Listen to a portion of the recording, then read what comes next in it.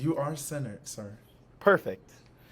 Of course, I wish you were more back so we could really see you, but it's okay. I can come back. Lean Yeah, with it. come rock back. with it. Relax a little bit. Come back. Undo a button. Yeah, tilt your camera down a little bit. Just a little bit. Oh, wait a minute. 2 Come on, feet? Shannon. Not Sharp. too Not much. that Oh.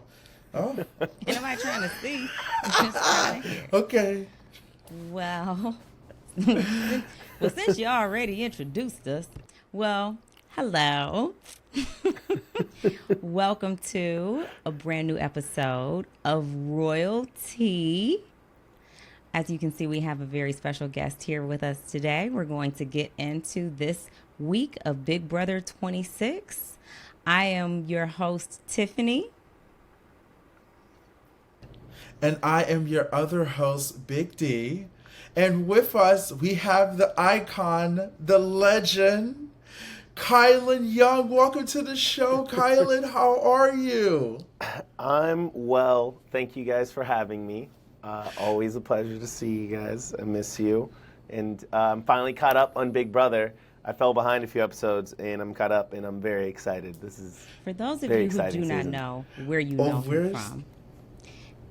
This is Kylen Young from Big Brother season 23. He is the curly-haired former president who evicted me on my way to winning, and is the reason that I have to pay to send my son to college instead of getting it on somebody else's dime. But that's okay. He then went on to compete on the Challenge USA, where he proved himself to be a challenge legend.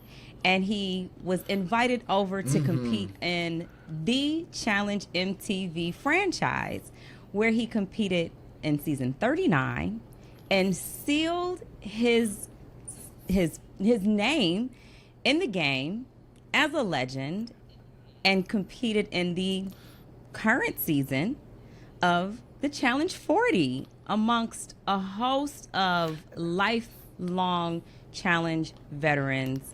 Welcome and congratulations on all of your success. I look forward to you repaying your debt to me. And wait, we also have to say where else we know him from.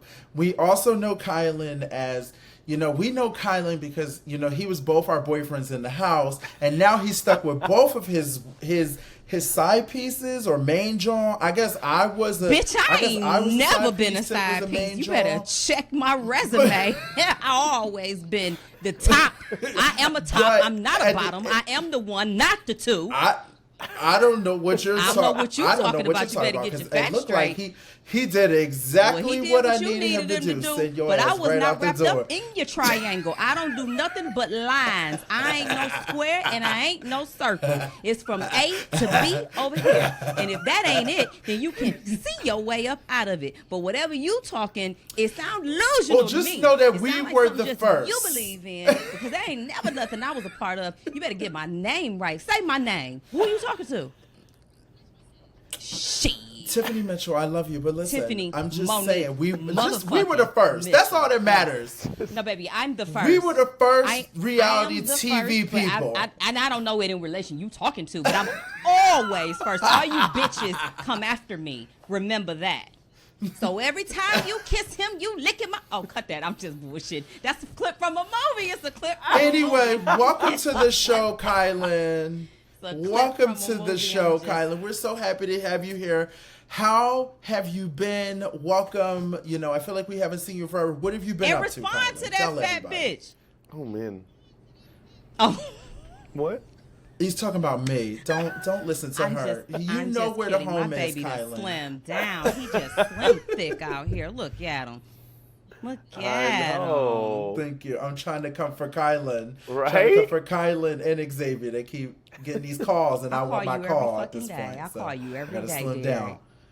I know, Tiffany, and I appreciate you, Tiffany. Let's get back to the guest. Kylen, what have you been up to? What have I been up to? What you been into? I watched you on the show on season 39, and then it was season 40, and then I said, What ain't Kylen gonna do? He gonna put it down. He gonna put it up. He gonna put it down. Okay, I'm sorry. If you put it down right, like the way I want it, play your cards right, maybe we can fall in love. He said, not. Anyway, let me. Jesus Christ. Have been. I was like, what have I been doing? No, I feel like I was traveling a little bit, and then now I'm just back in LA because I've had probably 3.5 months of like being on a plane. It felt like every week, I think, or something close to that. And for a variety of like, work and family and friends, and just trying to catch up from stuff missed from the challenge season, and because we were over in Vietnam for a minute, and so I think now I'm just trying to catch up because I just got back to LA really this week, and just been trying to catch up with family and work. We got this podcast that I did, and we've been trying to chop up the second season and to get that all done, and so. I feel like I'm just glad to be back home and to, like I said, get this time with family and focus on work and dial in and just not be on a plane for the next like solid month. I'm very happy to hear that. I feel like you have been traveling a lot. Before we get into Big Brother, I want to ask you about your challenge, experience. Obviously, it's airing right now, so you can't tell as much. But I would love to know. How is it? Like, going from Big Brother, going to the challenge, like, what is that transition for you? Because I can't imagine the gameplay. Give us a little bit of insight. Well, I mean, I guess one thing I love the show. You and Xavier are the ones that told me about the show in the Big Brother house. I had never seen the challenge, hadn't heard of it, because the only reality TV he that I literally watched. took my spot because that was my dream to go on the challenge so I could start chaos. And he said, took my it's the spot. show for Wow. competitors. Real competitors? Got it. Real competitors, not you guys, because you guys are not competitors. I want to play with real competitors. Didn't say any of this. I'm sure you said But I'm sure you thought it. I appreciate. So I, went deep dive, like learning all about the show, and obviously we had USA, and then my first season on MTV was 39. It was Battle for New Champions. So other than Mercenaries, we didn't have any like real OG challenge people on it. So season 40 that's airing right now, Battle of the Eras, they brought back pretty much every icon of the show, and like from all the old eras. And so I'm just happy to be here because I just got in like to 39 right before 40. So I am part of the new era, the new generation. And I feel like a lot of us are just like, yo, we're glad to be here because these guys all really, they did earn their stripes and everything. And now we have that opportunity to play against them. And it just feels like a really cool opportunity, despite some things that may have happened here and there. On recent episodes, but overall, it just is experience I'm super thankful for, and the season I think it will be exciting. I feel like people have been excited so far, certainly discussion worthy, and so I think I'm excited to see how the season rolls out, and if people continue to really enjoy it, I think they will. And that was the cool thing is a lot of the icons that were there were like really excited. And that being said, I will say to transition into Big Brother, Big Brother I think was such a great preparation in terms of it's 3 months and we're locked in the house. So it's you have all these people that are complaining about, the accommodations of where we're staying. And I'm like, you guys, we get to go outside whenever we want. We get sunlight every day. I know, they don't get it. Are you serious? This is one of the best places I've ever. I was like, we have more than 1.5 bathrooms for everyone that lives here. We don't have to share one bathroom or so I'm stoked on that. And it's funny because you can kind of see the people cracking in 39 I noticed that a few weeks in people are I'm tired of being separate from the world and my family and my phone and all those things, and I'm like, we just got started. What do you mean? Big Brother really just prepared for that in so many ways. Yeah, and it is, and the strategy is just totally different. You actually have, Big Brother's like nonstop strategy thinking, and challenge you literally have days off. So it's like so different and feels, I feel fortunate for sure. I think the Big Brother will definitely serve me well, but we'll see how it plays out. I just want to know. I was just going to speak on one of the things. One of my favorite things to see for you with your challenge experience is your relationships, specifically with Nerys and Horacio. It's almost like lost cousins. Who I feel like y'all are somewhere like, no, let's get a DNA test done because I know like somewhere down the line we are related, and it's so nice because we as the Cookout have this just inseparable bond that we just know we are siblings, we are family, no matter what. Like, we're family. We can go through the window and through the wall, but we're gonna come back, And the challenge, I don't necessarily know that I've felt like that because those relationships are just a little tougher to form. The game is a little faster. I don't think it's shorter, but it's something about it that doesn't give it the dynamic of Big Brother. But watching you and your relationships with Horacio, it's like you've got this brother now and you've got this sister now, and it's really, and you're the third leg, and they're like, damn, we cannot get rid of him. It's cool. It's cool to watch. They cannot. It's cool. Sorry. No, please answer that question. Please. Oh no, I definitely. Well, yeah, no, I feel thankful for it. It's funny because whenever people ask me, like, are you guys close to anybody from Big Brother still? I'm like, yeah. The Girls family. Like, I'm like, literally, like, we are family. Like, it's like, so I'm like, leave it out of the conversation because I'm just like, yeah, I've met these people. I talk to these people here and there or whatever. But I'm just like, it's almost like I forget because I'm just like, they're like, you guys talk? I'm like, we have a group chat that talks almost every day. About everything. Someone will. Everything about everything. Be like inappropriate. Like, somebody in here not gonna like this, but I'm about to send it anyway. Sometimes. Yep. I mean, all the time. I mean, we just we talked about a lot of things. Yes. But I just want to ask you. Find a good. No, I'm very thankful. I just want to know, is it hard for Derek X to see you move on to No, that's a damn good question. Here's the deal.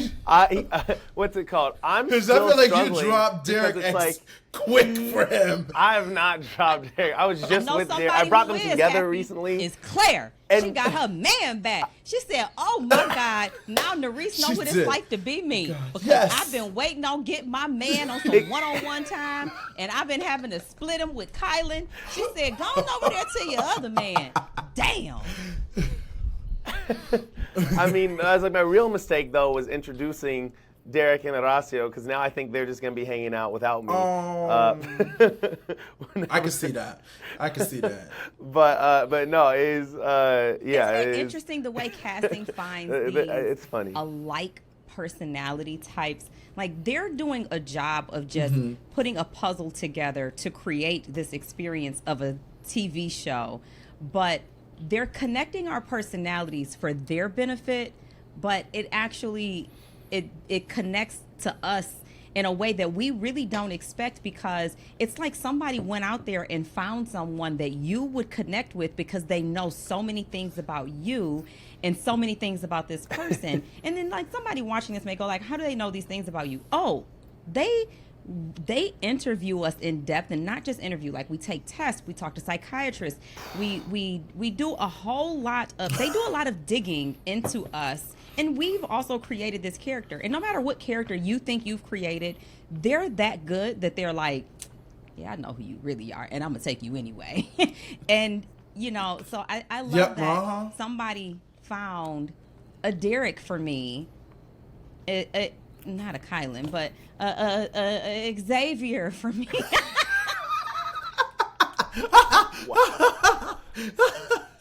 Well, I know that. So. I'm very thankful of this. I just want to know now, being on the challenge, before we get to Big Brother, Ozza and Hannah, but being on the challenge and things that we have learned recently, do you feel like if you need to eat some dogs and cats that you would be prepared to do so? Not on this. Not on this. So anyway, I just getting wanted to to know. this episode, this week of Big Brother. Yes, let's get 26. to it. I will say, I know Twitter likes to have their way Okay. with me. I was like so mad about Tucker going. Oh, let me change that. I was just like, oh my God, Tucker's gone home. He was my old school BB entertainment, and I was like, whatever. Bye to BB26. Let's move on to BB27. Oh my goodness, honey. Those little Twitter people got their panties all in the bunch because you know they like to tussle. Of course. And they like to make a anyway. Not the panties. I really am enjoying this season. This season is really cracked, and every week I'm like, okay, now what? So to be clear, I was probably 12 episodes behind as of yesterday. I am now fully caught up because I just binged it. I found a website that let me watch them at like 2x speed, so that helped, and I just found other stuff to do just so I can catch up, and I was just watching it nonstop for the last day. And it's been so exciting to like really enjoy the show. Like in Tucker was such a big part to where like I had to go through all the heartbreak you guys have digested over weeks in like one day. So like I was like, Cedric's gone. I was like, okay, it's fine. And then I was like ups and downs with Angela and all the antics and finding other people that I didn't care about and then suddenly care about. But then Tucker, like knowing, because I already had known, obviously I'd seen Tucker like out on Instagram or whatever, like I already knew it was coming out, and I was watching the episode where like he, you know, loses his vetoes. I was like, fuck! I was just like, Tucker, no! I was literally like, no, not Tucker. Like knowing it already happened, but thinking like getting upset about it in real time as I was watching it, because he was just, and so I have notes from I'm focused on this week, but just I'll pop in notes from like the other weeks because I was like, I had some thoughts that I just was like, oh, the Royal so Court many is gonna things. love it. Please, that's what we want you here for. Yeah, we love that. Okay, so to get into where we are, guys, we are now in week 8, okay? Our last person that went home was Joseph. If you guys haven't, you can go watch the exit interview that we did with Joseph. But just to get into things, so Mackenzie and Chelsea has changed their decision. We get into what happened because we were trying to figure out, Joseph was supposed to stay, but he ended up not staying, and then Kimo ends up staying. Mackenzie and Chelsea talk about how his speech, which I definitely understand that. Kimo definitely talked from the heart. He talked about being a queer person, talked about his heritage. He talked about everything to why he wanted to be in this game, which made Chelsea and Mackenzie change their vote and end up sending Joseph home, okay? Leah is wrecked after losing one of her boy toys, okay? Yeah, she is Leah wrecked at this point. that she was going to put Joseph, like he was going to go up, but he wasn't going to go home. And it's tough because from the very beginning, Leah has been feeling like she's been on the wrong side of this house or on the outskirts of this house. And I think this was a week where she felt like, well, Quinn is HOH. I'm good with him. If he's got to nominate Joseph, that's cool. He won't go home. And once again, she finds herself on the outskirts of the house. I mean, she by her partly her doing I'm with you, you're right. with the veto use that allowed it to happen. But before, like just going back, I felt like the speech thing was so interesting because I don't know if people realize how rare that is. I was like, how often does anybody's speech have any impact in any vote? Like I feel like in that game, so rare to have it hit 2 people, and then both to say it kind of like even in the in the clips, like I was like, whoa, they actually legitimately were impacted by a speech in that moment, and which I think is kind of like a testament to like those relationships that, you know, how deep they can be to where like somebody's words can matter that much. But like I said, I feel like that's still, even with that, that's still rare, and it was interesting to see. My for sure. favorite things. I feel like Derek, I'm gonna be quick. Is that there's like not a unanimous vote, and people aren't just voting with the House. People are actually voting based on what they want to happen, and that is what can change the game. That's how you should be voting, because one vote can make a huge difference.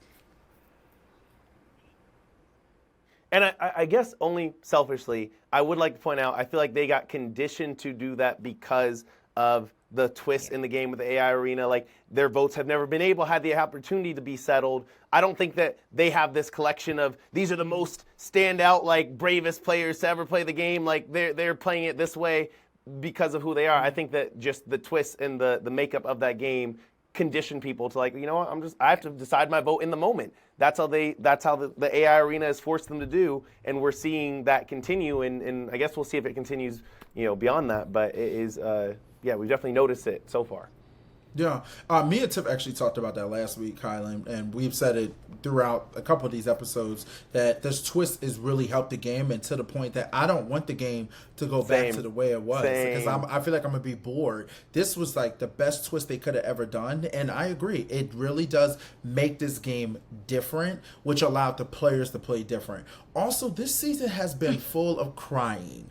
This is the cryingest season I've ever seen, and I just have to say, Quinn crying, of course, hey, he lost his friend. I feel bad, but Quinn got to realize, I know he's a super fan, but he's not doing great at this game right now, because on both of his HOHs, he has lost both of his friends now. He has lost Cedric, he has lost Joseph, of them going up as pawns with his hand doing and his and Leah. So it's just very interesting to see that, okay? Well, I mean, going into crying, I'm interested, and I'm sure you guys, I've only seen some of your guys' episodes. I'm catching up on those as well. I had to catch up on watching the show first. But Thank you, Kylen. Of course. It's the most entertaining commentary on Big Brother. Everyone should know that. And it's also a black network, so make sure you support. And it's a black network. And you support black network, because there's not no other alums that are black covering Big Brother.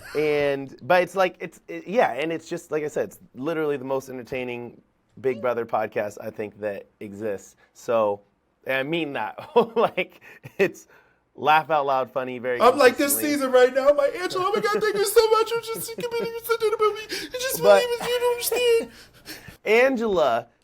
Angela, I gotta say, I want to not be, someone who's quick to judge. And I know she brings great TV moments, but I feel like the struggle I've had with Angela is that I don't know how often she's aware, like, of the hypocrisy of some of, like, the emotions. And that, I think a lot of people can be guilty of that a lot of times, but we've seen, like, Quinn and Tucker and Chelsea and some people, like, call themselves out on certain, like, like, they're like, you know what, this person is in that situation too, I get it. And we've also seen them be guilty of not being aware of it. But I was like, Angela kind of gives me the vibe sometimes that, like, there'd be some kids, playing music outside, and she sprays them with the water hose, and then they throw a rock at her window, and she's like, I can't believe that these kids just vandalized my... It's like, I mean, you're an instigator. You are an instigator, and you do things, and then people respond, and then she freaks out about the responses. It just like, what's... And I feel like I would almost have more, like, appreciation for her as, like, a player if she was aware that, like, she's like, yeah, like Quinn was devious with it. Quinn was, whoa, I don't know. Quinn was devious with it. Like, he was just like, hey, this is... I saw, okay. Yeah, I was like, did I make that happen, or did you guys make that happen? Oh, I have no idea. But yeah, so Quinn, like, it's like, some players, they're just like, hey, this is, you know what, I did this, and it caused this reaction or whatever. And I feel like, I don't know if she even realizes it, or if she just really feels victimized in those moments. And yes, she that's feels victimized in those moments. And she is an instigator. But I will say, literally, what was it, this episode or the last episode, whenever it was that she talked herself which we're going to talk about it. Yep, which we're going to talk about it. This is the first, like, up until this moment, I was like, and I wonder, and it almost made me step back and wonder, I'm like, is she playing the game, like, in other times that, like, they just haven't showed? Because up until that moment, I was like, I hate when someone conflates, like, moving forward in the game with playing the game. Because it's like, every time that she, like, when she's given speeches and they've decided not to vote her or whatever, I'm like, I hope she's not in her head like, yeah, you know what, I convinced them to keep me. It's like, no, they just decided to keep you because they're, like, not worried about you. Like, that's not the same thing. She does know that. Her speeches are not making a difference. But in the meantime, in between time, she is playing the game. She's waking up at 3 a.m. That's what I'm saying. She's spying on people. She's in her mind thinking that things are happening and telling them No, she's playing as the truth. Like, those two are out there. Yeah, but this like is the first. She's playing to her own knowledge. She is. No, I know she's doing stuff. I'm saying the things she's doing, I haven't noticed them having impact until this moment, and I was impressed by it. I was like, for me personally, I feel like there were things that were happening around. Leah used that veto when Leah on her used the based veto on That's what her. we're talking her about. conversation with her. This just happened? Wait, No, when did she just... Sorry. Yeah, no, Leah just that used the was veto. last Is that episode. just That right was now, last right? That's how Quinn got on the block? New That week. was last week. Yeah. So Sorry, there's wait, a who was she lot. next to? Who used the We veto haven't this time? gotten there yet. Mackenzie used the veto. Which Mackenzie. we're going to talk about it. We're going to talk about it. I was talking about Leah's. Sorry, I was talking about Okay. Leah's. That's Got what. it. Sorry, Okay. I just watched it. It's all been one day for On me. two times speed. Oh, let me just say this. Yeah, because Kylen just basically said you're making yourself think that You're making yourself The think what? that you're playing this game.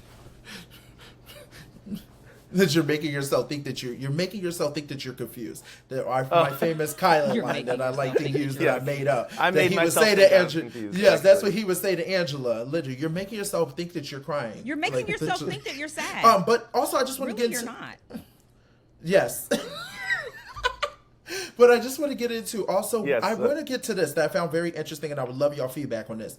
Why is everybody telling each other what their vote is? Like, can no one lie in this house? Why is everyone so like, just let you know I did vote for you to go home or vote for you to Because stay? once Like, you start something, why is everybody doing that? You Like, can't switch and stop doing that.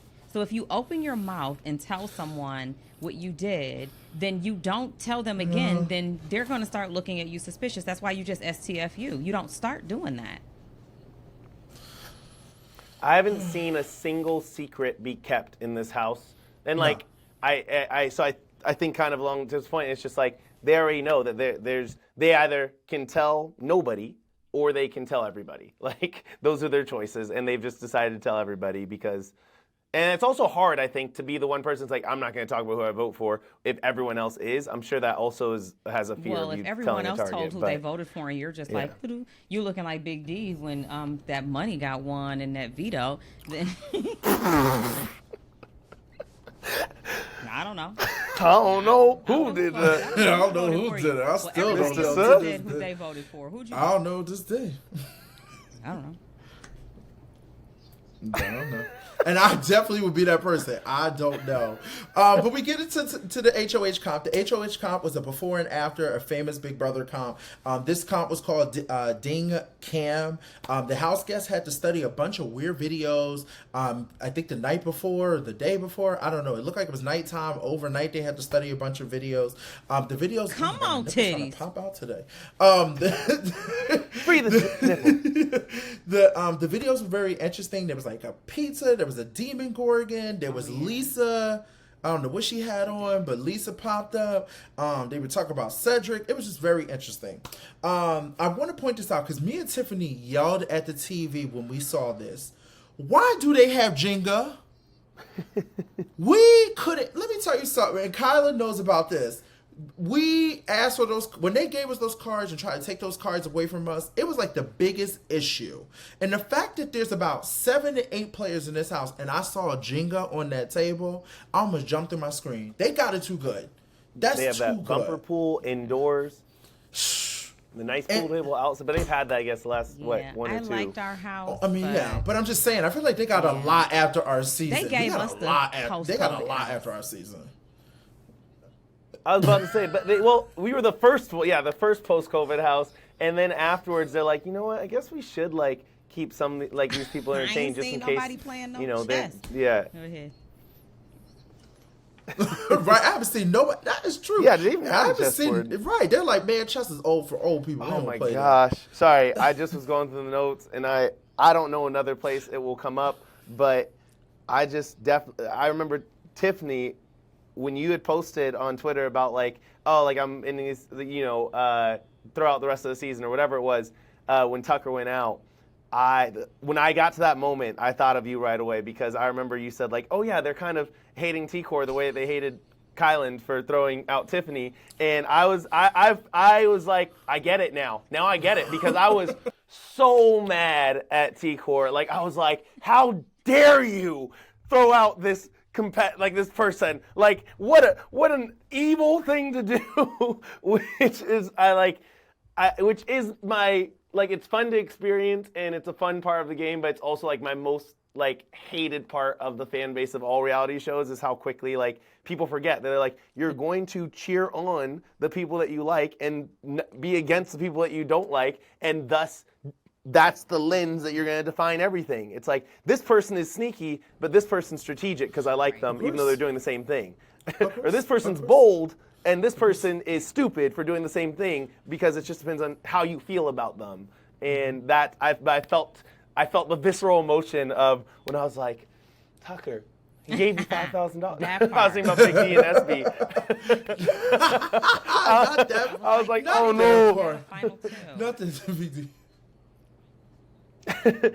Well, I think that you're making yourself think that you had a final two. No, but I was saying, because I remember DX was like, dang, I should have kept that $5K that he gave me. Yeah, he definitely should have kept that $5K because he did a Tucker thing. But I do want to say this. Future BB guest, no. Take the money. I took the money. I wasn't saving Xavier. He didn't need my help. Take the money. Pay some bills. Go shopping. Take the money. But I do want to say this. The one thing that is also good, because of us being on the other side, Kylen, and things like that, it's also one of those things where we might have me and Tiffany talked about that going into the season.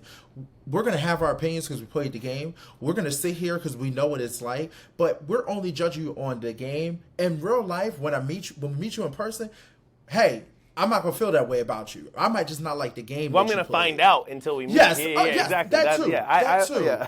And I think that sometimes the Big Brother players like take everything so like. Well, I think that they're watching, and it's like, and they start relax. to like people or dislike people. And after playing the game, that's after watching as a fan and liking people and disliking people, and then playing and understanding there's more to the game than liking and disliking people, and then coming out and watching other seasons and then realizing this is a game and I can't really thoroughly assess whether I like a person or not until I get to meet and connect with that person. What I can determine is whether I like the game you played or not. And that is all my opinion and how I prefer to watch a game or assess a game player. But as far as people have asked me, like, who do you like? Nobody, because I don't know any of these people. I haven't met any of these people. I don't like or dislike them on a personal level. I can tell you whose gameplay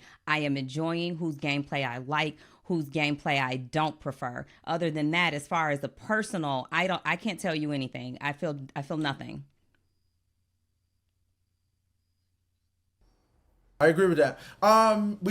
Chelsea wins HOH for the comp. I think this is great. This was exactly what I think needed to be done. Is this her? Chelsea wins, and then we get to HOH. Her second. Okay. This her second HOH win, which I think she did great. Go off, Chelsea. Angela, I just want to cut to my icon, my legend, who I love. Angela is just so scared to talk to Chelsea because she just knows she's going to go up on the block. I want to take a moment that there is this one moment that happens, and I couldn't believe it happened. A bird pooped on the T-Core. First thing Big D said. Are you going to put that in there, Big D? Because now I want to add my 2 cents. What's the first thing? Because me and Big D watched the episodes together. What's the first thing you said, Big D? They said if a bird poops on you, it's called for good luck. Yeah, they do let me say tell that. you something. Thank you, Kylen. Let me tell you that is what they say. Those that say that are the ones that got pooped on and don't want to be embarrassed. So that's somebody that got shitted on and somebody started laughing and they was like, that's good luck. It ain't nowhere in the nothing that being shitted on is a good thing. It is never a good thing. I don't care if it's by a person, your child, your dog, a stray bird. If you get shitted on, that's a sign. It ain't good. That's the sign. The sign is get the fuck out the way faster next time. And that is brought to you by Tiffany. But there's people out there that like that, getting peed on, getting spit in their mouth, getting pooped on. I ain't saying I ain't talking about you. That's what you do. Have some respect for yourself. Very different. Okay. I ain't offending nobody. Look at Kylen. The bird just happened. It's a happenstance. The bird just happened.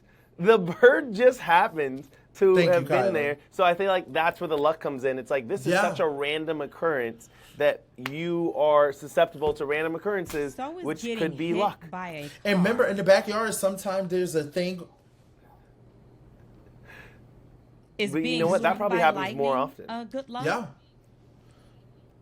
I'd feel kind of cool if I got struck by lightning and didn't have permanent damage. I'd feel like lucky. I'd be like, wow, I can't believe I survived that. This is why Kylan's on the challenge. This is why we are at home, Tiff, and Kylan's on the challenge. Now, Chelsea has to figure out who her nominees are going to be. I'm trying to speed through this so we can get through this. She tried to figure out who her nominees she's going to be. She doesn't want to get her hands dirty. I don't like it. She knows Angela's going to be one of that. My royal court people take their time and come in here and they chat and they want to hear us and they want to see us, and every time the episode is getting ready to end, they go, oh my God, this was so good, I can't believe it's ending, and it's ending fast. I want y'all to know, because Big D up in here like he's the court report. He over there like, I gotta hurry up and get this out of here. I don't know, I'm gonna speed. You over there reading your goddamn texts and messages like you reading it. I just wanted to get through the first. I'm just trying to get mad speed. I'm just trying to get through the HOH night. That's it. I promise you. I'm not going to go too fast. I promise. So Chelsea has to figure out who her pawns are. She has to figure out who her nominees are. She's like, Angela's definitely going to be one of them. She has a conversation with Angela. She lets Angela know, like, hey, like, listen, don't think about it as a way of being upset. Like, there's people in the Big Brother history that have been pawns and made it far in the game. So, I just found that very interesting. No, I don't. It was actually an old note. I don't know. Like, once again, I was like, I'm almost caught up on my notes. But one of the things that cracked me up was, I think it was right after they voted out. Angela was sitting next to Tucker, right? Angela was not. Or who was sitting next to Tucker? Who was sitting next to Angela? Angela ain't been on the block. All I know is it was just Kimo and Angela. Angela approached Kimo and was like, she was sad about something, and he's like, I voted to keep Joseph. him. About Joseph. She was so devastated. Joseph. I died with how he said that. So, like, I voted to keep him. I don't know. And she was so upset, and she was so caught off guard by his, like, honesty up front, and he's just like, I voted to keep him. Your friend when you get out of here. He was like, thank you. I voted to keep him. She was like, right to her face, and I was like, Kimo, he loved it. Loved it. Don't ask again what their decision was, because they're gonna say it. I feel like that's its own like quote. Yes. I voted to keep him. So, Chelsea decides that she's going to put up Angela and put up Kimo. Kimo's supposed to be her pawn. But, now, Chelsea's also reconsidering things. She is going through a little bit of a transition where she's kind of like, should I put up Mackenzie? Should I put up Leah? And she decides to talk to her man, who's supposed to be working with her, Cam. This conversation was very interesting to me. Maybe you two can give me a little bit of feedback on this. This conversation was interesting to me because Kim was like kind of having a little bit of like, what are you worried about? Like, I'm with you. I have your back. Like, I'm not like, what do you think it is? Because she's also thinking about throwing up Cam at this point. So I feel like there was a lot of like maybe underlining things underneath the surface that was happening between Cam and Chelsea's conversation. So maybe you two can give me some feedback on the conversation. Well, I had one thought, and that was, I definitely like, the actions over words sort of philosophy in Big Brother, because it's all you have to go off of until you, like, people are going to make promises, people are going to say stuff. And I have not, like, maybe I've missed something on the feeds or something I'm not watching, but from the episodes, I've yet to see Cam take a single action outside of exactly what he told Chelsea would do at every stage. He has had her back, he's continued to have her. And then they just do this vote where she flips it, and it was emotional, and it was in the moment, and I get it. But now he's sitting there, and I kind of understood where he's just like, wait, why are you questioning me when I've done 0 things against, or, not for us, not 100%, and you just did something that was against what you said. And let's just talk about Cam and Chelsea.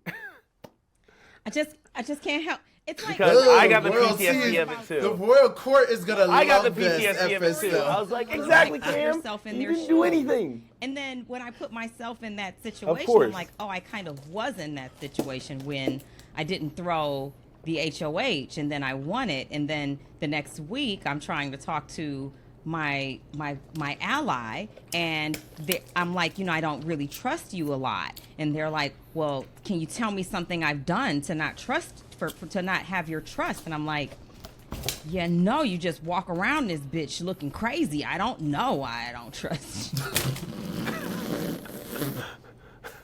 When did you say that to Chana? Not Chana. She never looked crazy. Not that. Or I just want to say this conversation was very interesting. I felt like there was a lot of underlining things because, Chelsea has feelings for Cam, and, she doesn't really want to, she's trying not to really say it, but yeah. But her nominees end up being Kimo and Angela. Do you think that was a smart move for her to put up Kimo and Angela? I felt like it was. Safe. Okay. Safe is good. Well, and that was what was crazy is at the, later on, there was a conversation when they're just like, if she just does this and then votes out Angela, then she gets, no blood in her hand. Some of the players were talking about that. They're like, she just has a smooth, nice HOH, which, props to her for, almost accomplishing that, or at least having that as her vision in mind, because, she was able to do that with her first HOH, and I think that's I feel like there's a lot of power to just when people look at your HOH and it's like it was like, hey, this is what happened. Everything was smooth. No one's too upset. We move on. And, so I mean, I don't know. I feel like until I saw, that's what it was, until I saw her get persuaded by Angela for this, I think it was because Angela approaches her and says, I saw these people talking. Sorry. My bad. We're getting into Until that moment, I'm like, Chelsea's that girl. Like, what? Okay, so we get into the famous veto night, which we all know is Otev, okay? Wow. Chelsea is worried about Leah winning veto and using it on Angela because Chelsea's like, I don't want my nominations to change. She already knows that she wants Angela to go home. And Quinn has a conversation with Leah because he tells Leah that Chelsea is considering possibly putting you up as a nominee because, as Tiffany has said since the beginning of when we met Quinn, he is a rat with many holes, as he said himself, and Tiffany just spun it. He said he was a rat, and he tried to align with everybody in the house. And it's a piss poor rat that only has one hole to run into, and Quinn ensured that he had many holes. So I mean, wait, that's a good rat or a bad rat? If there's a rat in your house and they only have one hole to hide in, you can catch him, right? But if he has made many holes around your house, it's probably going to be hard for you to find him. For me, as someone who doesn't like his style of gameplay, for me personally, I like it. I always appreciate. No, I know. I always appreciate the self-awareness or honesty. And I feel like that's something that I really appreciate about Quinn very consistently. He's like, I'm lying this whole time. I'm sneaking, I'm scheming, and he's never had a moment where he's like, what? Like, why are you upset? It's like, no, like, as you and I appreciate that because that's not common. You finally saw me for who I am. Yeah. True. So Quinn also talks about Mackenzie. He talks to Mackenzie about targeting Kimo. They agree, which makes it, they're also kind of like, if we targeted Kimo, it makes this week tough for, Chelsea. It sounds like they don't want Chelsea to have an easy week. Now, Mackenzie is very interesting to me because Mackenzie is also playing like middle of the pack. She's just saying, yep, whatever somebody talks to her, outside the pack, sure. anything. Okay, outside the pack, sure. I feel like she's, at least in my binge, it felt like consistently like she's where like we're at good. now. Where she's at now? So who's middle. her?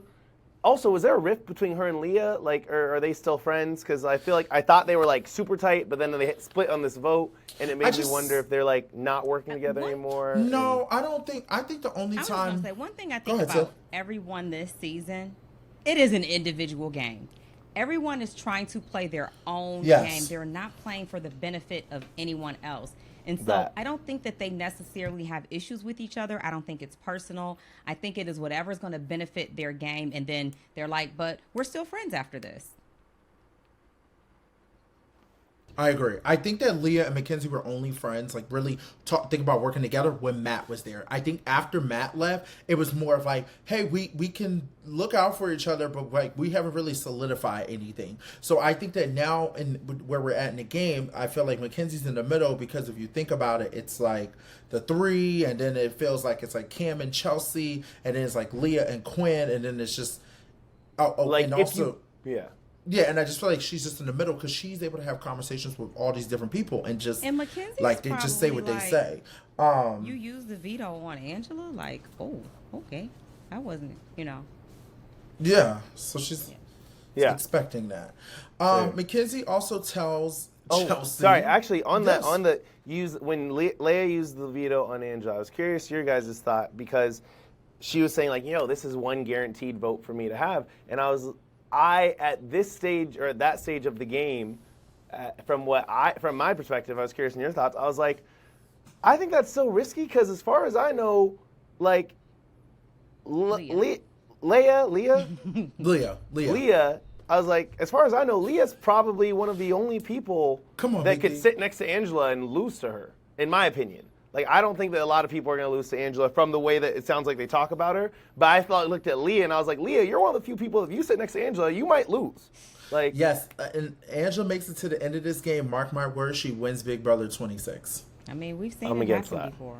I'm just if she makes it to the end of this game, she wins Big Brother 26. Based on everything that's happened and her getting gets on supposed the to go home, use the veto. Yes. Cries. Yes. Well, but I think that will be the conversation. The conversation for the people in the house will be, and that was my earlier point. It's like, are they going to feel that she had any autonomy in getting herself there, or did she just happen to be there because people were bouncing her back and forth, and they're going to say, like, at the end, they're going to say, like, honestly, like, yeah, like it's a wild happenstance that you're here, but I don't think that you made moves that allowed you to be here as much as so-and-so, this person next to you. That's my question. Before. I don't know, not being there. Yeah. And I don't think that anyone who saw it happen before will feel good about selecting and voting for another winner to win with the same style. That's what I wait. I don't think so. You're saying that they would vote for her, they wouldn't vote for her? Yeah. That's what I feel like. That's my thought as well. It would kind of, I think it's worth a conversation because you'd be in jury of course. Or you'd be at the round table going, but she's still here. She's still in final two. Y'all wanted to get her out so many times, and you didn't. I mean, is that not worthy of a win? It's worth a good argument. It all depends on the speech. It also depends on how the rest of this game goes too. I'm just saying. Exactly. No, that's what I'm saying. The rest of the game is significant because if she's like, if we see her doing more things like this, like she's like, hey, I convinced this person to use the veto, even though it was against their best interest. Like as opposed to, that's what I'm saying is like, this one was the first one where I was like, oh dang, she like straight up convinced this person to use it, as opposed to like this person like just used it because they felt on their own independently of what she said. Convey that. Yeah. She will definitely remember. Oh, for sure. I talked to Leah. I talked to Mackenzie. No, Yeah. but I'm saying, I remember she remembers that, but I'm saying if she's there, and I don't know what the conversations are like inside the house between them. So if they're like, if Leah's like, hey, if Leah is talking to someone else and she's telling them, she's like, yeah, like nothing that she said mattered. I literally just did it because of XYZ reasons. It had nothing to do with anything that she said, and everyone knows that. Then everyone else is like, okay, like she's going to go around saying this, but it doesn't actually have an impact. And I don't know if they're having that conversation. No, but Leah made it clear. It's too late. She told Quinn, I feel close to Angela. I feel like that she's Angela our only ally. Is loyal to me. So you've given her these accolades.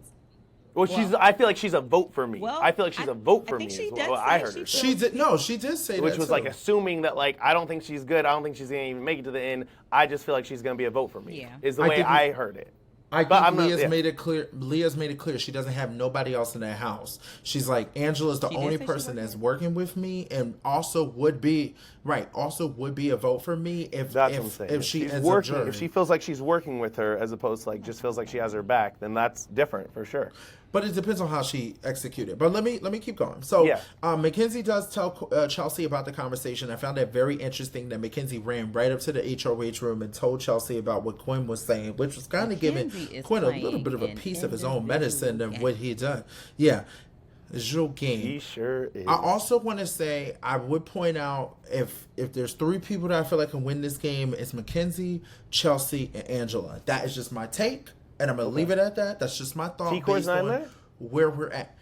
I mean, T-Core, it's really hard because one of her allies that she was working with, she ended up letting go home her HOH week. I did speak about that. I felt like Joseph? It was like a kind of, no, her HOH week was Tucker's week. No, but I thought she was part of it. No?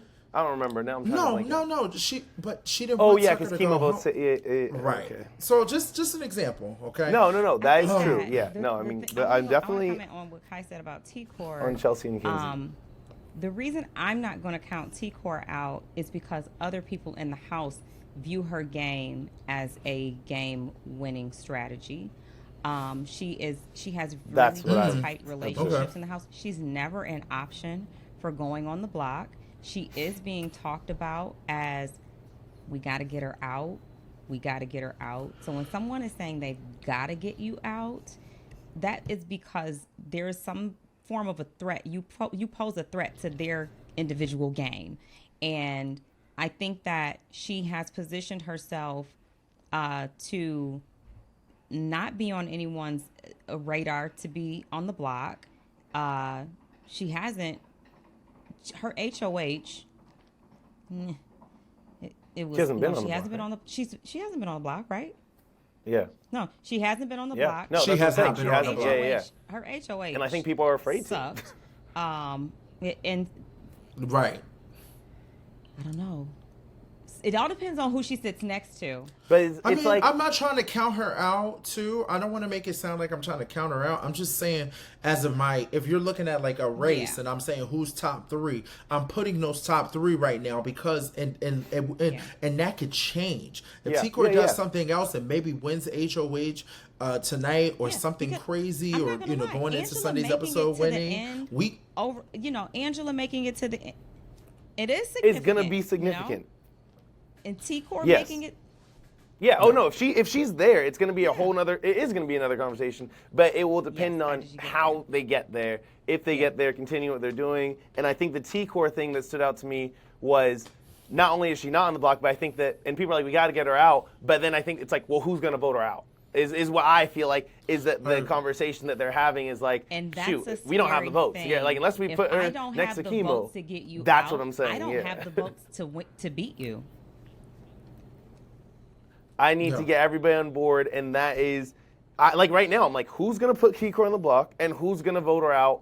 I don't know what those numbers are. And the fact that they have this super tight trio. Yep. Mackenzie. No, I'm serious. I'm serious. Mackenzie will put T-Core on the block. No, for sure. Of course. Leah will put T-Core on the block. But it is. For sure. I guess the other thing that stood out is they have this very strong. Well, like strong is in they're tightly connected with each other. T-Core, T-Core and Rubina and Kimo, and I feel like when people look at that group, like they think of T-Core as the leader of it. Yeah. Facts. And that could be, right now when we have 3 votes. Exactly. Like you own 3 of them. Forget you're talking about getting out a couple and duo. Yeah. You got a throuple in there. And when people talk about nominating Kimo or using him as a pawn, they're not concerned about how Kimo's going to feel about it. They're concerned about how T-Core is going to feel about it. Exactly. Yes. Yep. And that's huge.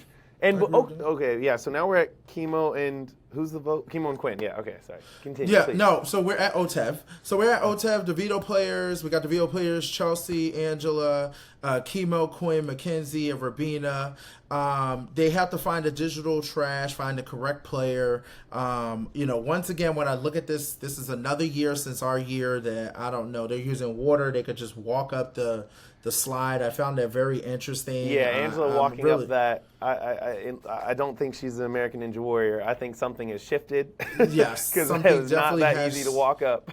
No, and I try to tell people we had like oil and water and soap and everything you could think of because there was no way you were getting up there walking. I just want to also say Mackenzie wins this. First of all, the question was who.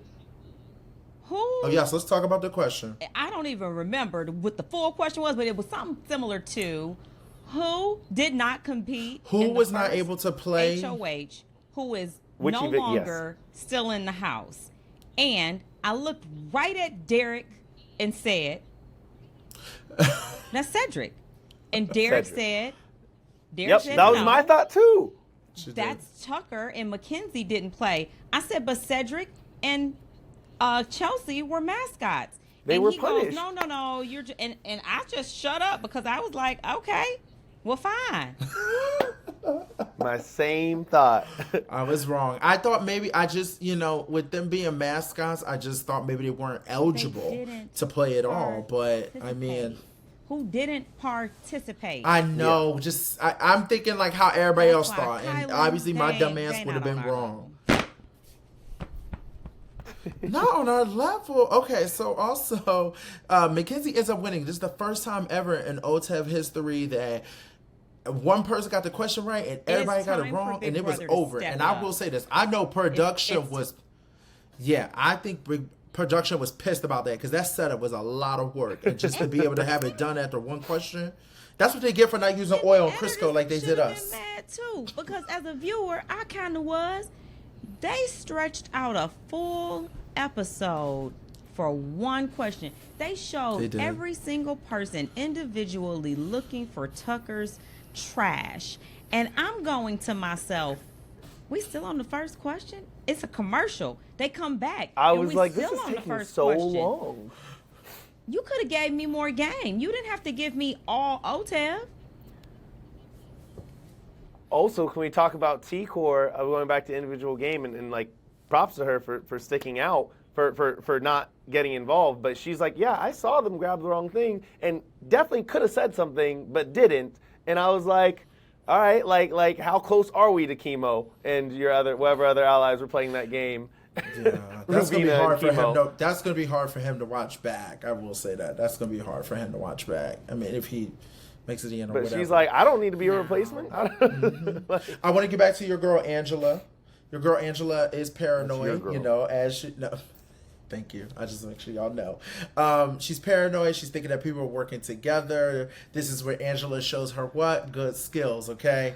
And she thinks that, Leah, Quinn, Rabina, Kimo are all working together in T-Core because they're in the backyard while she was sleeping. She woke up out of her sleep because she went to bed early, which we know she went to bed early because we know how it is. She went to bed early. Everybody else still hanging out outside. Yeah, you get the backyard. You want to stay. Of course. She's trying to be sneaky. She loves trying to listen to doors. So she's thinking that they're in the bathroom, but they're all outside. She comes outside, and I remember Tiff just being like, why is she just standing there like that? She's just standing there like... That it would have been in that moment. Trying to make it awkward. I would have been like, she got to go. Because that's weird. Have some game about yourself. If you're going to open the door, act like you was looking for somebody. Act like you wanted to come put your feet in the hot tub. Act like it feels good outside. You just woke up and you just want to relax. You don't open the door like you somebody mama and stand outside like I knew y'all was out here doing something. And also, they were all separate. Like, it's not like they were sitting around in a circle. Like, they were all doing their own thing. Rabina and T-Core were playing pool. And then it just got quiet. Yeah, because if somebody come open the door and just stand and look. She was just like this. General Drill Sergeant, sir. She's like, yeah. She's like, it was really awkward. It's like, yeah, because you stood and stared at them. It would have been that moment right there. I would have been like, yeah, she gotta go. I don't like nobody watching me. She gotta go. So I ain't Shannon. Yeah, I agree. And she takes that information. That Shannon Sharp. Speaking of Shannon Sharp. That's my Michelle. That's my Michelle. Stop. That's how I like it. That's my Michelle. That's my Big D. That's my Big D. There you go. There you go, Big D. Yes. Yeah, growl. Oh, yes. There you go, Big D. Yes. Yes. Right there. That's it. Like that. There you go, Big D. That's my Big D.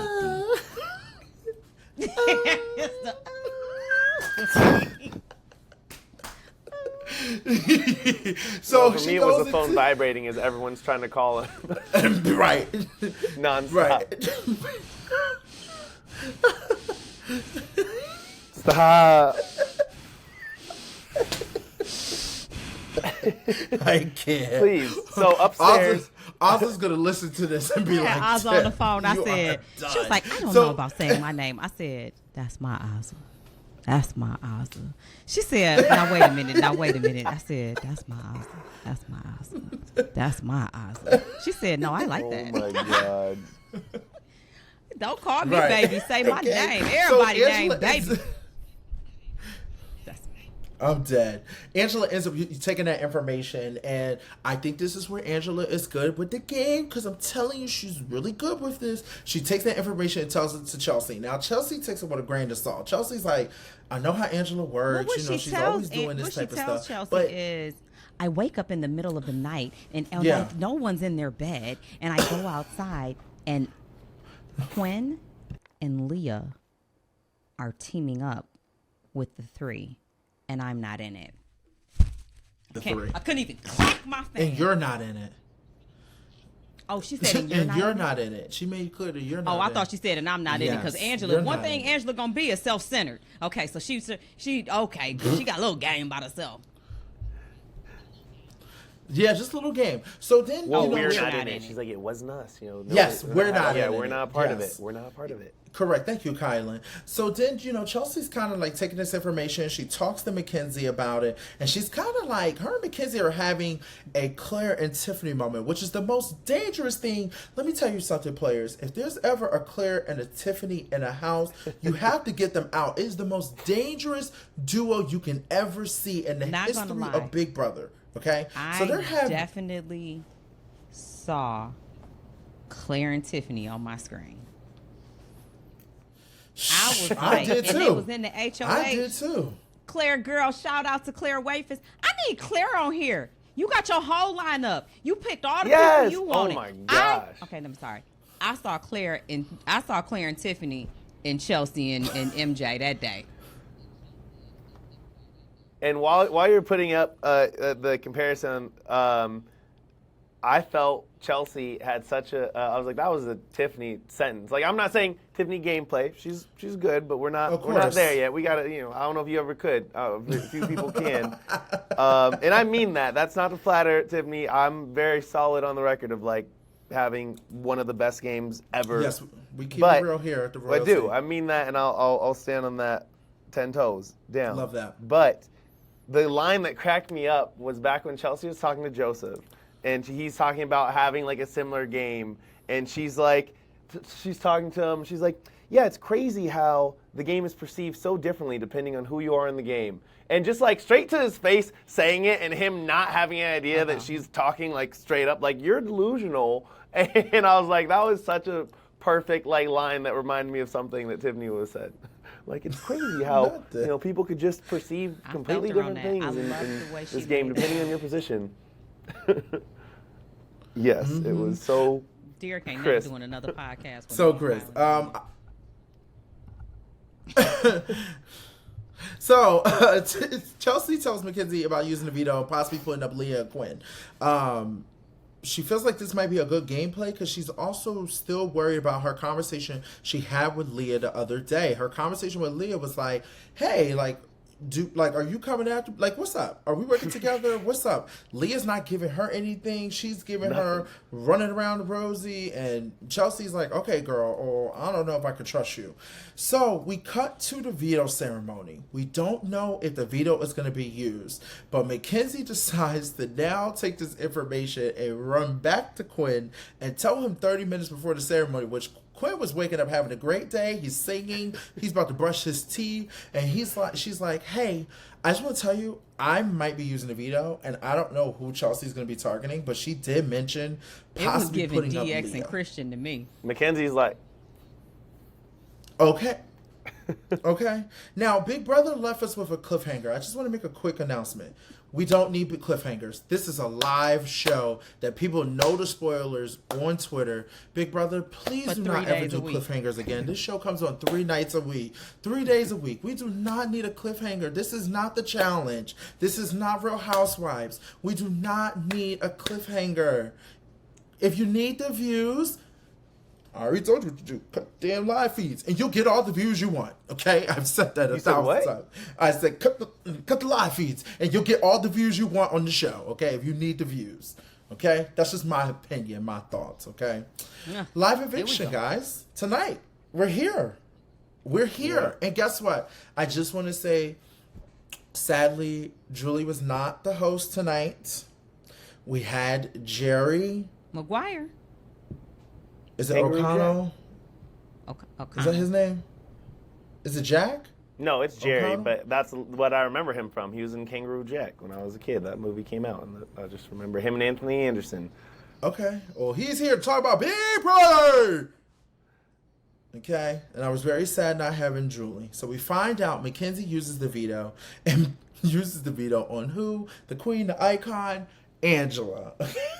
Chelsea decides to put up Quinn. Now, what is y'all thoughts on that moment that happened right there? Man, it's a good game move. You're HOH. You've got an opportunity to, as Kyland would do, build your resume. You can take out Kimo or Angela, or you can take out Quinn, who has been, he's been in every situation in this house. And I think he is such a likable person to the cast that he has a great opportunity of winning sitting next to anybody, regardless of his gameplay. From our standpoint, I think they like him that much. And so MJ and Chelsea, regardless of the massages Cam is getting by MJ or in the whatever Chelsea feels about this situation, she is looking past and beyond it, and she is able to game strategically with MJ to benefit her game. And she could have said to MJ, no, don't use it, blah, blah, blah. MJ used the veto, and Chelsea nominated Quinn. I think for her own personal game, I think it was a good game move. Me too. So wait, Mackenzie or Chelsea? I think for Chelsea, no, it was a good game move to nominate Quinn.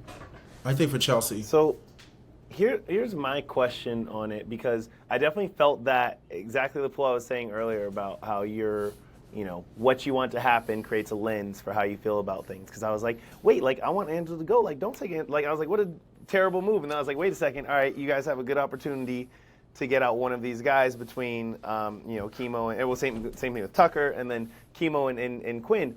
But my question is Quinn a bigger threat than Kimo? Because, like, haven't they won, like, the same amount of competitions? Or close? Like, Kimo won, how many? Kimo won 2 vetoes or AI arenas, or just the one? He only won one thing. Kimo's won one veto, I think. I think it's the likability factor. But that's what I'm saying. Who doesn't like Kimo compared to who doesn't like Quinn? Like, I think Quinn has made people upset, and Kimo has no enemies. Like, he almost lost the vote, but I think that was people that were just, like, trying to build their alliance. But if we're talking about long game threat, people you could sit next to, Kimo has no enemies that I'm aware of. Yeah. And that as opposed to Quinn has tons of enemies, and it'd be really easy to remind people of that, I think. That's what I'm curious about. Now, should that be a factor? Like, people should praise moves that get people out, whatever. But as far as that having, like, I think of Casey in Big Brother, in Big Brother 20, like Casey had all friends, and that helped. I see what you're saying, because he does get 2 votes for sure, Ravina and T-Core, and anybody else who may like him. But bad blood. I also don't know that this season is going to be based on likability that much. I don't think that.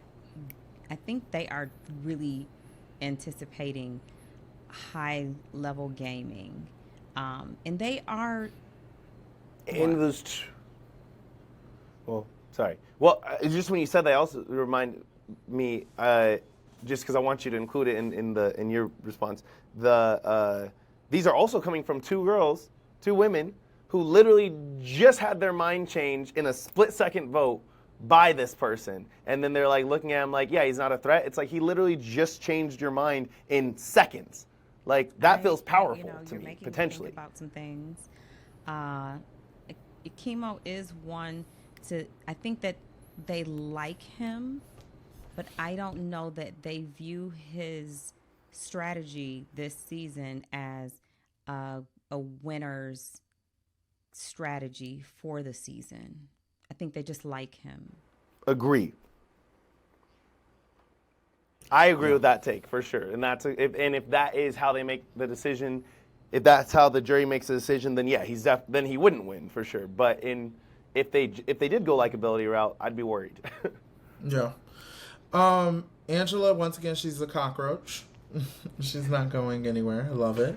When this decision happens, Cam has a conversation with, Chelsea. I thought that was really interesting, reassuring her, hey, Quinn has made his bed. And to go back to y'all points that y'all were saying, I mean, Quinn, to me, has made his bed multiple times.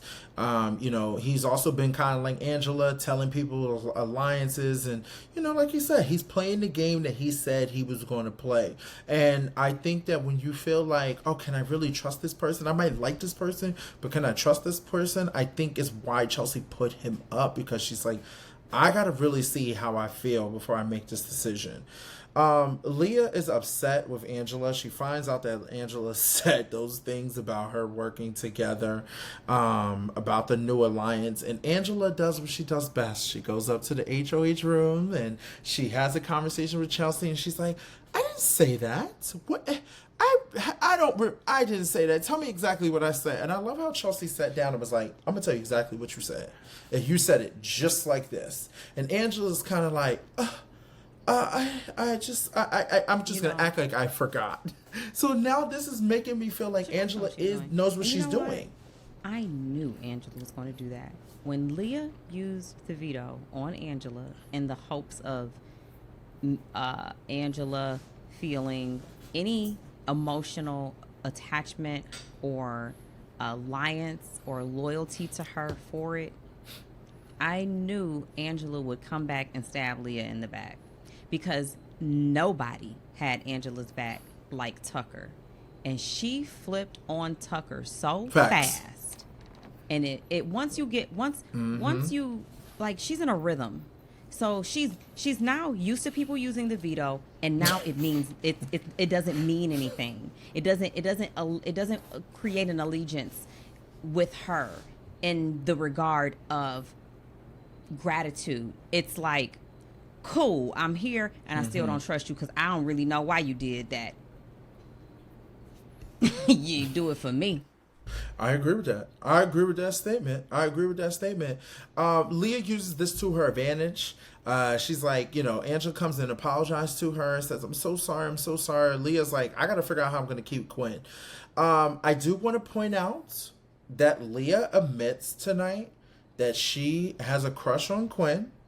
And I think we're going to have a Derek and Claire type of situation. I got some notes, too. If Leah... I got some notes too before you get into Leah and Quinn crush. Hold your thought, because I got to go back to the Chelsea and Angela. Yes, because Angela? Chelsea says something that I loved. It reminds me of something that I say. I'd be like, hey, that's a YP, not an MP, meaning that's a your problem, not a my problem. Chelsea looked dead at Angela and said, that's a conversation for you and her. That's a you and her conversation. I don't know why you talking to me about it. And I love that. I'm not going to sit up here and waste my time, my breath, my energy, my brain cells trying to get you to understand why I did what I did based on what you said that somebody else did. You the one came and told me if she got a problem with you, you and her need to go fix it. Fuck out my face. Next, before Leah came up and said she had a crush on Quinn, they had played this game in the bathroom about who should kiss somebody, and then they went and got Quinn to come, they went and got Leah to come kiss Quinn, and Leah, she earned a little crown from me today. Leah said, I reserve my kisses. Yes, queen. We love a selective queen. We love somebody who lips ain't for the world. Whosoever will, let them come. This ain't the church. The doors ain't open. It ain't if I take you however, just show up. I'm not Jesus. She said, I am Leah. I reserve my kisses. I appreciated that. And then Quinn decides to ask her, he decides to whisper in her ear in the room once Mackenzie came in because he was feeling her and didn't know what she was thinking. And he said, is it because you don't want to, or because it wouldn't look good for strategy here? And she said, probably the second one. And that one took me out because the probably, it didn't sound, I didn't feel too confident in it. And she said, whatever one don't hurt your feelings the most, probably that one. Yeah. And then she said she had a crush on him. And I said, is Quinn wearing Leah down? You know, I will say this, though. And I think Derek can back me up on this. Me and Derek. He wore her down. When you are in that house, and those are the only people you see in the world for so long, people start looking good. They do. That's what happened with Kyland. Stop we winning. were both Stop. looking at him like, France. damn. We have a good-looking cast, so we're France. excluded from that. We might 23, Yeah. Oui. BB23 is excluded from what you're talking about, but I do believe that does occur in that environment. You start thinking that you are on a deserted island, and these are the only people you will see forever. And so you start figuring out, like, well, I guess I'm going to have to make a friend, you know? And with only 3 guys left, 1 gay, 1 sealed, and playing gigolo between 2 other ones, I guess Leah's like, I guess it's going to be Quinn. He done wore the girl down. Wore her out. She like chubby man, and she like, damn, I guess I'm going to have to go for this skinny man. In there talking about some. I think I got a crush on him. Girl, wait till you leave the house and see more people. 6 billion. That's what I always say. How many people in the world? You wait till you leave the house. Or I still feel like they might have a Derek and Claire moment when they go in jury and then they come out and it's like, you wouldn't know nothing about together. jury. Neither one of y'all know nothing now, about jury. And I'll say this. Now, nope. Okay. Well, going back to the Angela going to Chelsea and just to talk about, hey, like you guys should be looking at other people, and the conversation that eventually starts with her and Mackenzie. Now, moving forward, this is something I wonder. I wonder about Quinn, like, when Tucker was gone, it made it, I think, all the more appealing to start looking at, because Cam was like, oh, I'm the next athlete or whatever, but he hasn't been winning anything, so I don't think people are really worried about him. But I feel like people are looking more at Quinn, Quinn now, Mackenzie, and then I do wonder about, for Chelsea and Mackenzie, did it actually help? Is it going to be helpful to their game that Quinn left and Angela stayed, because now one of them sit next to Angela, who's going to go home?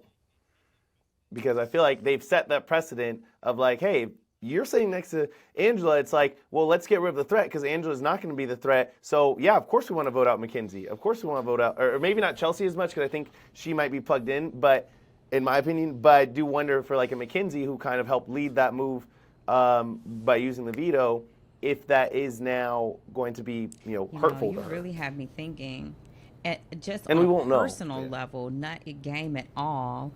I wanted to see the women, the women get to the end and see how that would look with women and no distractions and able to strategize, game, like just a house of women. What would that look like? I am so interested in that I do want to see the men leave.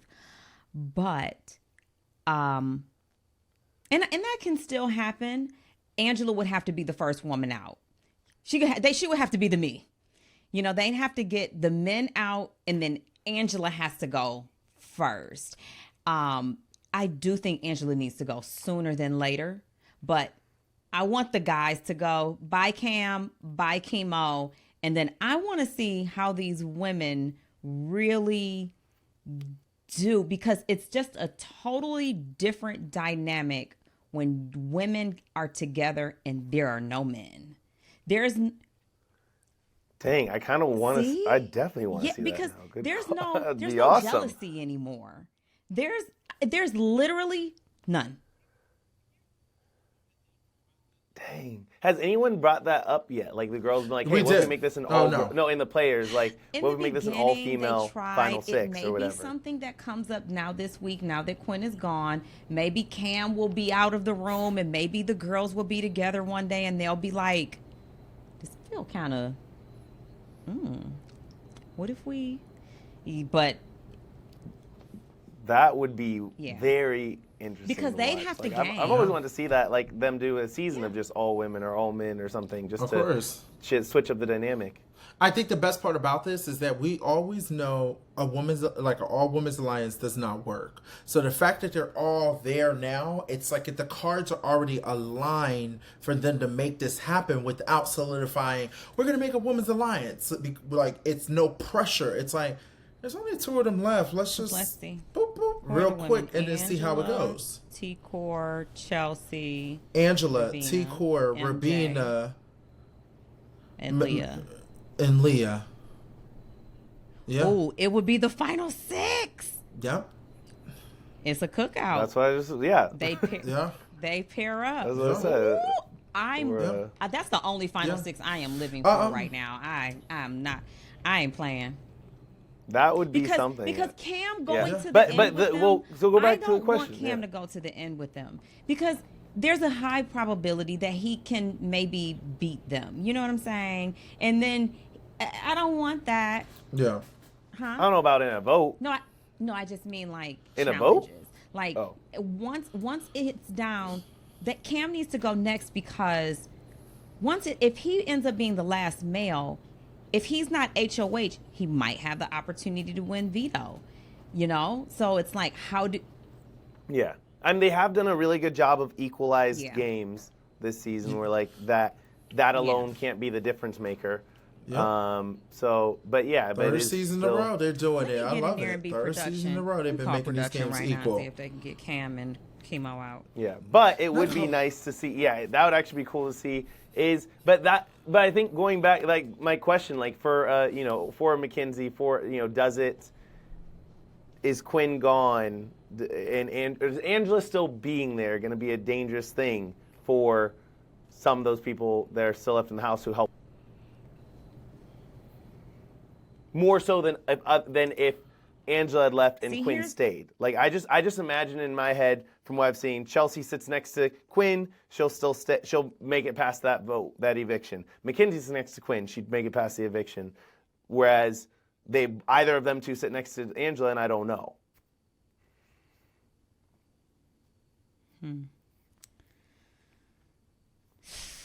Here's what I don't need. I think it's really Cam dependent on how the rest of this I need him gone. Fact. See, here's the thing. I don't know. I feel like this might happen now that you. But see, Chelsea, I'm glad that Chelsea can't be HOH again because she can't keep Cam safe. But you got Cam. You got Chelsea protecting Cam. I don't know that MJ actually has loyalty to Cam to keep him safe. You've got T-Core protecting Kimo. I don't think so. I think MJ and Leah will vote him out. You got T-Core protecting Kimo.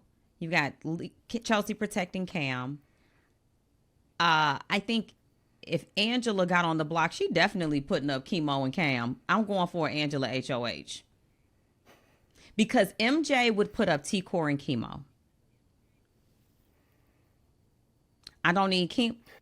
Wait, Angela puts up Cam and Kimo. Who?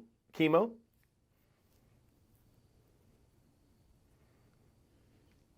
Unless she's scared of. Yeah, I'm trying to think of who else would put Cam. Minority. Girl, put them men up and get them the heck up out of there. Ain't nobody judging you. No, I think she'll be fine. Who does Leah put up? Yeah, that. Okay, let's see. Leah puts up Chelsea. No, Leah puts up Chelsea because of the fact that Chelsea got Quinn. Put up Quinn. She might put up Chelsea and MJ. So we don't need a. Wait, I don't think she's putting up MJ. That's what I'm saying. I'm worried about. Chelsea goes on. I don't think you think Leah's gonna. Wait, Leah would put up MJ. If Chelsea would put up, can I be honest? I can see Leah doing some shit where she put up Chelsea and Cam. I know, but not MJ. I don't think she put up MJ. I don't know. She might be.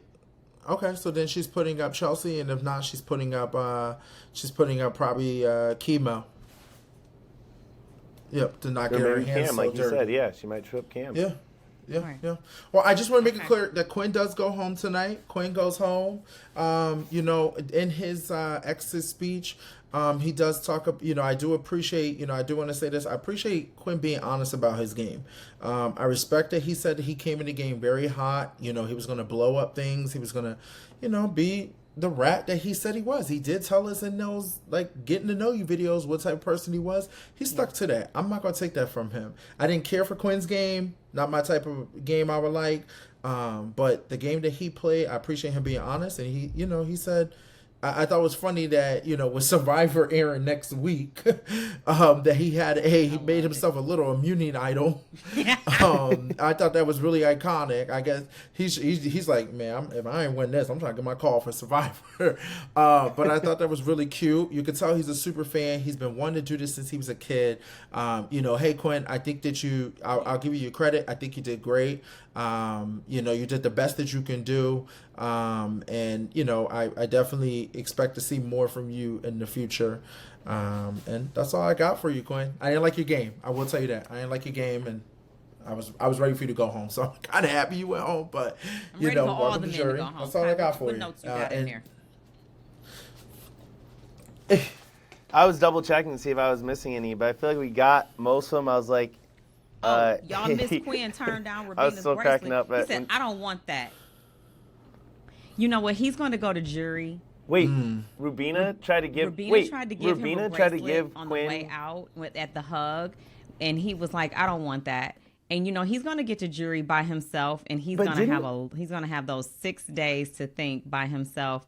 He's gonna feel bad about that because there's something about getting to jury and just realizing that this is a game. These are people.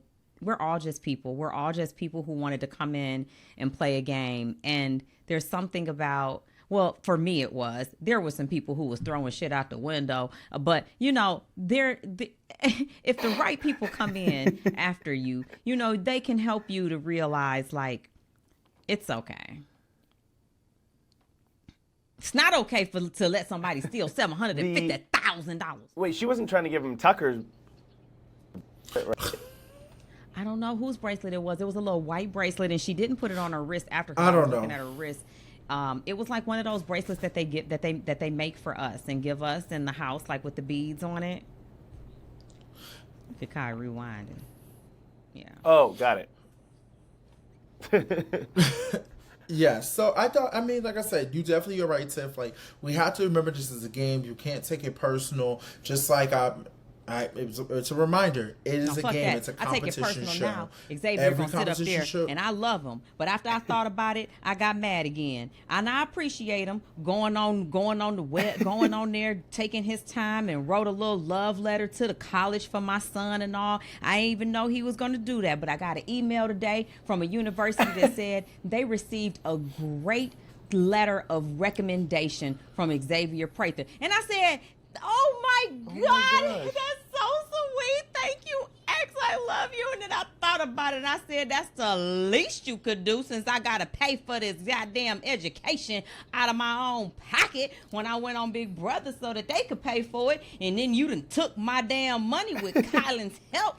That's the least you could do is write a letter. Write 10 more letters. I love you, X. Had to get that off my chest. X is the only person I know that 5 people got him to win. Your ass. You better cut this. I'm not doing this today. I ain't cutting that. I ain't cutting shit. He could send me a cease and desist, and I will say actually, I will. He mentioned it anonymous. I'm not gonna say he had 5 people give him a win. It was really just 2 of us that gave him a win. But and they right here. No, but I'm just kidding. No. I was saying you. Please. I was saying you and me, Tiffany. But the okay, yeah. No, fuck that. Don't try to cut me and out, especially me and Ozzy. No, he didn't get 1 vote.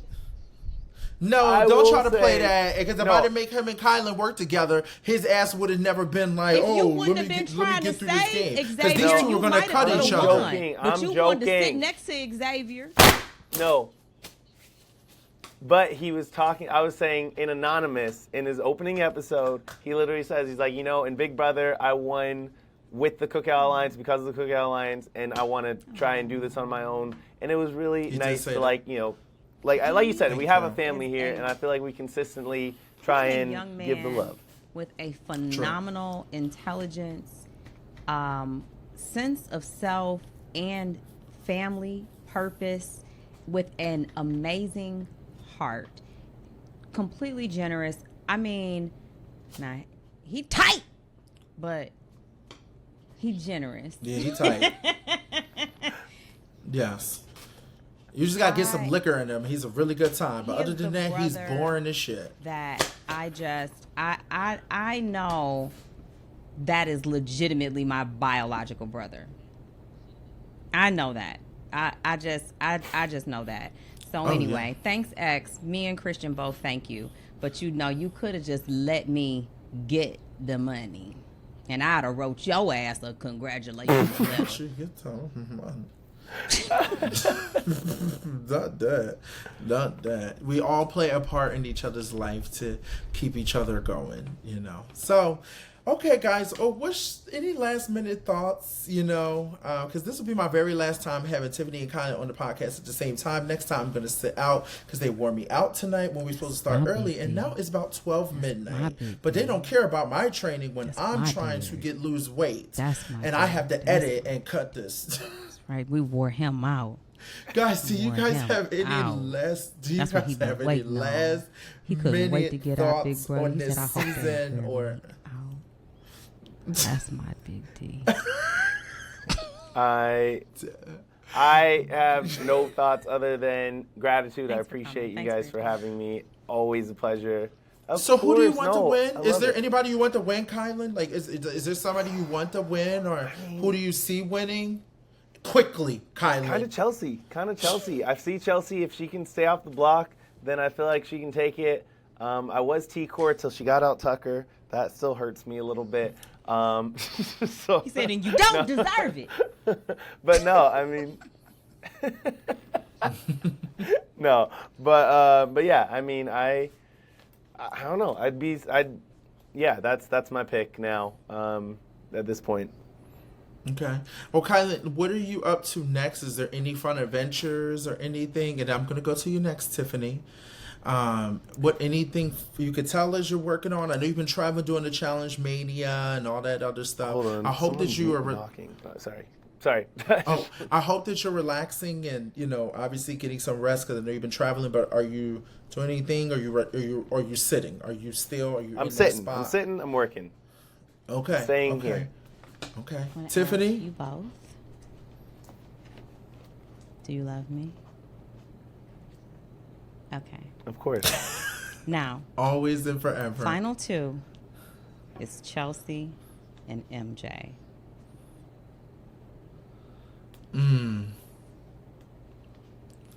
Who takes? Wow. Who am I voting for? It depends on what happens between now and then. Yeah, it really does because MJ has plenty of vetoes. She hasn't had an HOH. MJ's also been in the middle. Chelsea has made some moves. She's been a part of a couple alliances. Still be able to find her way out. Still be able to get targets out that she wants. It's hard. I'm looking at these final six. Angela, T-Core, Chelsea, Rabina, MJ, Leah. I think that any one of these women, with the exception, and no disrespect, with the exception of Rabina, I was gonna say the could same sit thing. in the final two chairs unless she pulls next something to out. one another, and I would not know who's going to win it. I agree. They need to get rid of with these that. men I so agree we with can that. see that. Well, And then they will be agree. coming I on mean, Big with Brother everything trying to make an going on- all girls final six, and we ain't got a head body no more. True. there we go. And this is the perfect year to do it. This is the perfect And I want to see the time men do be it, mad. okay? Can Especially you with everything believe all going the on. Girls, they're trying to do a girls thing. I think it's just Sorry, cut that. Oh, you know how Big Brother players are. They don't like, be a all whole black thing. people. So you imagine all black people that you got all girls at the end. They gonna take our They rights gonna riot away. CBS. Go back to 1968. Matter of fact, 67. They mad. They're like, take us back to Big Brother before. Take us back to the past. Okay, guys. Listen.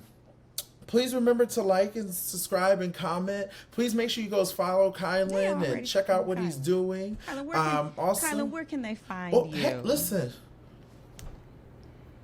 You can find me on Instagram, Kyland Young, YouTube, Kyland Young, and Connections with Kylen podcast. And then I'm on TikTok Live. Y'all know, like pretty much every night, TikTok Live, chatting. We'll do all the Q&As. If you got something to say about, further questions on anything I said, or you want to talk about the challenge or life or whatever, come find me there. That's Kylen.Young. For some reason, TikTok won't let me have my name. What drives you on this TikTok? What drives you to inspires you to be there every night?